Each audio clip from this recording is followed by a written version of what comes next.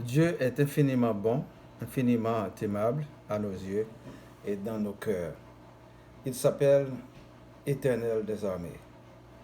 Car il a aussi créé l'éternité. Je vous salue, les membres du groupe Spiritualité et les personnes qui nous suivent sur le web. Au nom du Tout-Puissant qui nous a permis de respirer, d'organiser des syllabes pour la communication, spécialement de son message de délivrance. Faisons un faisceau dans nos cœurs pour une réunion spirituelle devant son trône de gloire, pour lui dire merci et pour lui faire compliment pour tous ses bienfaits. Vous êtes la bienvenue. Luc chapitre 4 du verset 1er à 44. Jésus, rempli du Saint-Esprit, revint du Jourdain et il fut conduit par l'Esprit dans le désert, où il fut tenté par le diable pendant 40 jours. Il ne mangea rien durant ces jours-là, et après qu'il fut écoulé, il eut faim. Le diable lui dit, « Si tu es fils de Dieu, ordonne à cette pierre qu'elle devienne du pain. » Jésus lui répondit, « Il est écrit, l'homme ne vivra pas de pain seulement. » Le diable ayant élevé lui montra en un instant tous les royaumes de la terre et lui dit, « Je te donnerai toute cette puissance et la gloire de ce royaume, car elle m'a été donnée et je la donne à qui je veux. Si donc tu te prosternes devant moi, elle sera toute à toi. » Jésus lui répondit, « Il est écrit, tu adoreras le Seigneur ton Dieu et tu le serviras lui seul. » Le diable le conduisit encore à Jérusalem, le plaça sur le haut du temple et lui dit, « Si tu es fils de Dieu, jette-toi d'ici en bas, car il est écrit, il donnera des ordres à ses anges à ton sujet afin qu'ils te gardent. Et ils te prosterneront sur les mains, de peur que ton pied ne heurte contre une pierre. » Jésus lui répondit, « Il est dit, tu ne tenteras point le Seigneur ton Dieu. » Après l'avoir tenté de toutes ces manières, que le diable s'éloigna de lui jusqu'à un moment favorable. Jésus, revêtu de la puissance de l'Esprit, retourna en Galilée et sa renommée se répandit dans tout le pays d'alentour. Il enseignait dans la synagogue et il était glorifié partout. Il se rendit à Nazareth où il avait été élevé et selon sa coutume, il entra dans la synagogue le jour du sabbat. Il se leva pour faire la lecture. Et on lui remit le livre du prophète Ésaïe. L'ayant déroulé, il trouva l'endroit où il était écrit. L'Esprit du Seigneur est sur moi parce qu'il m'a oint pour annoncer une bonne nouvelle aux pauvres. Il m'a envoyé pour guérir ceux qui ont le cœur brisé, pour proclamer aux captifs la délivrance et aux aveugles le recouvrement de la vue, pour renvoyer libres les opprimés, pour publier une année de grâce du Seigneur. Ensuite, il roula le livre, le remit aux serviteurs et s'assit. Tous ceux qui se trouvaient dans la synagogue avaient le regard fixé sur lui. Alors il commença à leur dire, « Aujourd'hui, cette parole de l'Écriture que vous venez d'entendre est accomplie. » Et tous lui rendaient témoignage. Il était étonné des paroles de grâce qui sortaient de sa bouche, et il disait, « N'est-ce pas le fils de Joseph ?» Jésus leur dit, sans doute, « Vous m'appliquerez ce proverbe, médecin, guéris-toi toi-même, et vous me direz, fais ici dans ta patrie tout ce que nous avons appris que tu as fait à Capernaum. » Mais, ajouta-t-il, je vous le dis en vérité, aucun prophète n'est bien reçu dans sa patrie. Je vous le dis en vérité, il y avait plusieurs veuves en Israël du temps d'Élie, lorsque le ciel fut fermé 3 ans et 6 mois, et qu'il y eut une grande famine sur toute la terre. Et cependant, Élie ne fut envoyé vers aucune d'elles, si ce n'est vers une femme veuve à Sarepta, dans le pays de Sidon. Il y avait aussi plusieurs lépreux en Israël du temps d'Élisée, le prophète, et cependant aucun d'eux ne fut purifié, si ce n'est Naaman, le Syrien. Ils furent tous remplis de colère dans la synagogue, lorsqu'ils entendirent ces choses. Ils s'étant levés, ils les chassèrent de la ville, et les menèrent jusqu'au sommet de la montagne sur laquelle leur ville était bâtie afin de le précipiter en bas. Mais Jésus, passant au milieu d'eux, s'en alla. Il descendit à Capernaum, ville de la Galilée, et il enseignait le jour du sabbat. On était frappé de sa doctrine car il parlait avec autorité. Il se trouva dans la synagogue un homme qui avait un esprit de démon impur et qui s'écria d'une voix forte. Ah, qu'y a-t-il entre nous et toi, Jésus de Nazareth? Tu es venu pour nous perdre. Je sais qui tu es, le Saint de Dieu. Jésus le menaça, disant, tais-toi et sors de cet homme. Et le démon le jeta au milieu de l'assemblée et sortit de lui sans lui faire aucun mal. Tous furent saisis de stupeur et ils se disaient les uns aux autres, quelle est cette parole?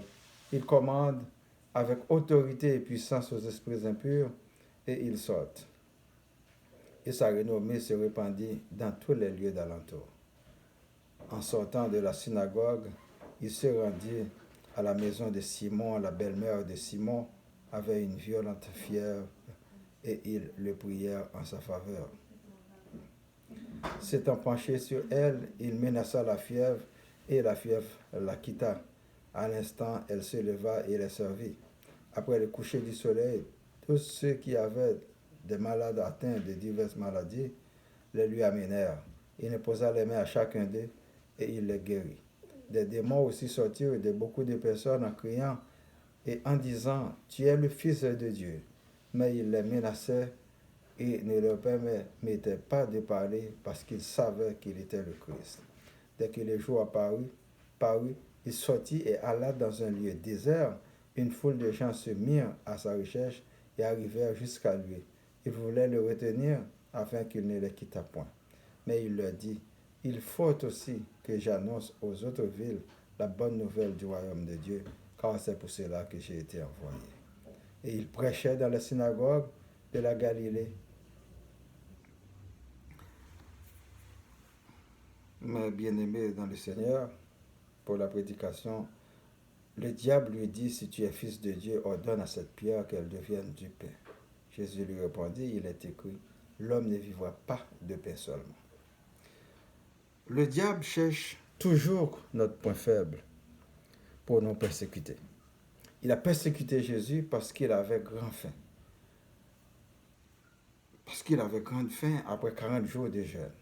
Combien de fois, nous autres, il a manifesté son apparition lors d'une perte d'emploi, lors d'une maladie, lors d'un deuil, lors de la faim, lors d'une chicane, lors de la colère, lors d'une épidémie, lors d'une guerre, lors d'un avenir incertain, lors de la solitude, lors d'un abus, lors d'un crime, etc.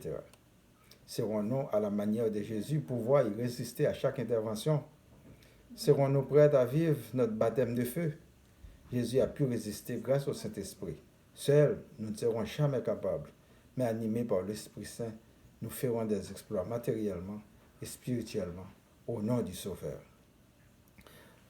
Nous pouvons dorénavant répondre que Jésus l'a déjà vécu en rendant la monnaie au diable, en disant que l'homme ne vit pas seulement de pain.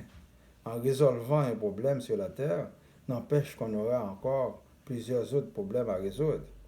Serons-nous pour toujours sur l'ordre du diable? Nous n'avons absolument pas d'ordre à recevoir du diable. À bien y réfléchir, mes bien-aimés, l'homme a aussi des problèmes d'ordre spirituel à résoudre avec le Père céleste. Si donc tu te prosternes devant moi, elle sera toute à toi. Jésus lui répondit, il est écrit, tu adoreras le Seigneur ton Dieu et tu le serviras lui seul. Aujourd'hui, ce verset ci-dessus est-il mis en application? Ou bien on fait semblant, ou bien on est des hypocrites? Pourquoi prosternez-vous devant les personnes que vous déclarez saintes ou des faux dieux?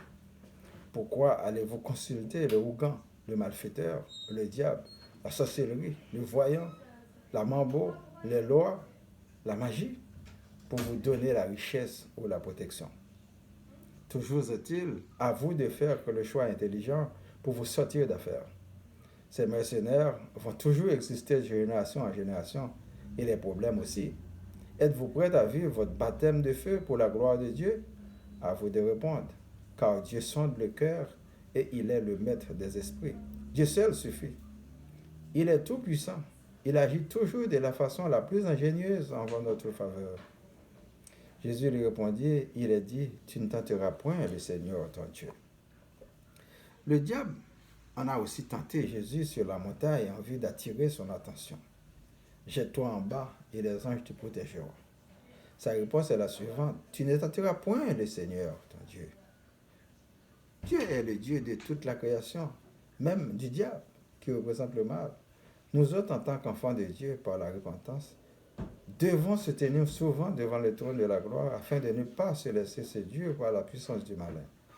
Le diable se positionne toujours dans la route du bien pour entraver les gens de bien vers la vie éternelle. Alors soyons vigilants et reconnaissons que nous avons des ennemis malins. Ainsi le diable pourrait fuir loin de nous. Alors il commença à leur dire aujourd'hui cette parole de l'Écriture que vous venez d'entendre est accomplie. La bonne nouvelle fut annoncée aux pauvres et aux riches. Ceux qui ont le cœur brisé sont consolés. Les aveugles recouvrent la vie. Les boiteux marchent.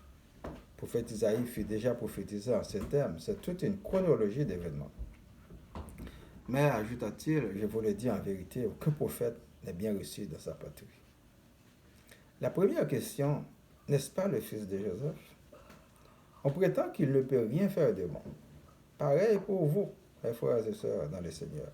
Il faudrait aller ailleurs pour être valorisé, pour être écouté. Des fois, c'est par jalousie, par égoïsme, par l'envie, par étonnement. Ne soyez pas étonnés si vous êtes méprisés par vos concitoyens, vos amis, vos familles, vos proches. Souvenez-vous toujours que Jésus en a connu pareil sort. Mais faites-en tout avec amour, honnêteté, indulgence, dignité pour l'émancipation du royaume de Dieu. Et cependant, Élie ne fut envoyé vers aucune d'elles, si ce n'est vers une femme veuve à Sarepta, dans le pays de Sidon. Il y avait aussi plusieurs lépreux en Israël du temps d'Élisée, les prophètes, et cependant aucun d'eux ne fut purifié, si ce n'est Naaman le Syrien. Elle trouve refuge, il réalise pour elle 2 miracles, assurant sa providence et ressuscitant son fils. Pourtant, il avait des veuves dans son pays, mais il fut envoyé par Dieu dans un autre pays. Naaman, lieutenant de Ben-Hadad, roi d'Aram, fut guéri de la lèpre, après s'être baigné 7 fois dans le Jourdain, sur le conseil du prophète Élisée. Bien au contraire, il y avait d'autres personnes malades de la lèpre, mais c'est Naaman qui avait été choisi pour bénéficier de la grâce et pour la gloire de Dieu. Il fait ce qu'il veut, en temps et lieu. Il est souverain. Mais Jésus passant au milieu d'eux s'en alla. Déviation du complot contre Jésus dans la synagogue, dans les assemblées. Le message du royaume de Dieu n'est pas toujours au rendez-vous. C'est le plus souvent de la manipulation pour s'enrichir matériellement au détriment de l'âme. Dans certaines assemblées, le message doit être revu et corrigé par le leader en chef pour ne pas toucher la sensibilité et les intérêts des membres afin de donner généreusement, afin de les retenir dans l'obscurantisme et dans leurs fausses doctrines. Ouvrez grand vos yeux afin de défendre obstinément votre âme de ces mercenaires et de ces gourous. Ah, qu'y a-t-il entre nous et toi, Jésus de Nazareth? Tu es venu pour nous perdre. Je sais que tu es le Saint de Dieu. Les démons savent que Jésus est le Saint de Dieu. Mais aujourd'hui, beaucoup ignorent l'existence de Dieu, soit par ignorance, soit par hypocrisie, soit par tromperie, soit par mesquinerie. Jésus guérit des gens qui étaient malades de la fièvre, de paralysie, des esprits impurs, possédés par des démons qu'il menaçait et ne permettait pas de parler. Combien de fois vous faites du bien à des personnes et vous leur gardez l'incognito, car vous agissez pour le ciel et non pour le plaisir des hommes. Jésus fut allé prêcher dans la Galilée la bonne nouvelle du royaume de Dieu, parce qu'il a été envoyé aussi pour les autres villes et pour le monde entier. Aujourd'hui, nous devons l'annoncer avec beaucoup plus d'éloquence, puisque nous apprenons le Jésus ressuscité et nous avons en plus des révélations du Père. L'Esprit Saint nous éclairera et nous retiendra pour toujours comme des personnes repenties. Que le Seigneur fasse de nous des héritiers de son royaume.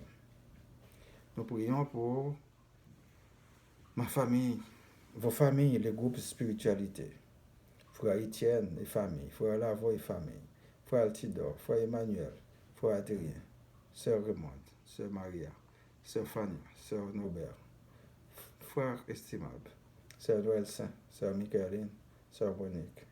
Parmi eux, il y en a qui sont malheureux. Seigneur, les personnes malades, les personnes de la santé, les autorités civiles et militaires, les gens d'affaires, les personnes vulnérables, les chômeurs, les leaders politiques et religieux, la ville, Laval, Montréal, Québec, Canada. Que le Dieu Tout-Puissant fasse de nous des artisans de son royaume. Qu'il nous donne suffisamment de courage pour passer ces périodes de turbulence. Qu'il veuille sur nous et nous conduise vers son royaume. Nous récitons notre Père qui es aux cieux. Que ton nom soit sanctifié, que ton règne vienne, que ta volonté soit faite sur la terre comme au ciel. Donne-nous aujourd'hui notre pain de ce jour. Pardonne-nous nos offenses comme nous pardonnons aussi à ceux qui nous ont offensés. Et ne nous laisse pas entrer en tentation. Mais Seigneur, délivre-nous du mal. Car c'est à toi qu'appartiennent le règne, la puissance et la gloire au siècle des siècles. Amen. Je vous souhaite de passer une bonne journée et une bonne semaine. Lisez votre Bible. Votre serviteur Boniface Paradon. Merci.